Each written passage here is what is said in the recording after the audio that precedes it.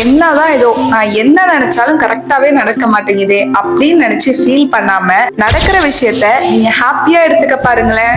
புரியலையா? ஒரு ஸ்டோரி பாப்போமா? ஒரு ஓல்டு லேடிக்கு 2 டாட்டர் இருக்காங்க. பெரிய பொண்ணு நம்பர்லாம் சேல்ஸ் பண்ற பிசினஸ் பண்ண போறேன் அப்படின்னு சொல்றாங்க. சின்ன பொண்ணு நான் நூடுல்ஸ் சேல் பண்ண போறேன் அப்படின்னு சொல்றாங்க.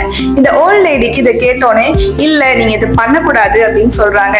ஆனா அவங்க 2 டாட்டருமே நான் என்ன யோசிச்சாங்களோ அததான் செய்யறாங்க.